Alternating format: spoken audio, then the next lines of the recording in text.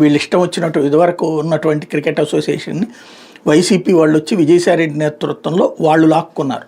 వాళ్ళు వెళ్ళిపోతే వీళ్ళు అప్పుడు నీతులు చెప్పలేదు, ఇప్పుడు నీతులు చెప్తున్నారు, అంతమించి ఏం లేదు.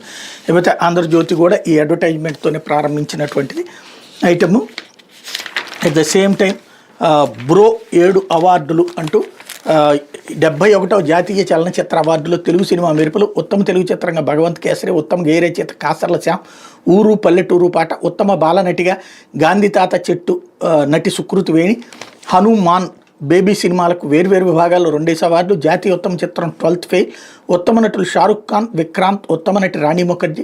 తెలుగు చలనచిత్ర సీమ మరోసారి తెలుగు వారంతా గర్వపడేలా చేసిన సినీ ప్రపంచంలో తెలుగుడి సత్తాని చాటి చెప్తూ 71వ జాతీయ సినిమా అవార్డుల్లో 7 పురస్కారాలతో అదరగొట్టింది. 2023 సంవత్సరానికి గాను కేంద్ర ప్రభుత్వం శుక్రవారం జాతీయ అవార్డులు ప్రకటించి ఇందులో ఊరు పల్లెటూరు అంటూ తెలంగాణ గ్రామీణ సంస్కృతిని వివరిస్తూ బలగం సినిమా కోసం పాట రాసిన కాసల శ్యామ్ని ఉత్తమ గేయ రచయిత అవార్డు వరించింది. అలాగే ఉత్తమ తెలుగు చిత్రంగా అనిల్ రావిపూడి దర్శకత్వంలో బాలకృష్ణ కథానాయకుడిగా తెరకెక్కిన భగవంత్ కేసరి అవార్డు దక్కించుకోగా, హనుమాన్ సినిమా ఉత్తమ animation, visual effects, fights, choreography విభాగాల్లో 2 అవార్డులు సాధించింది.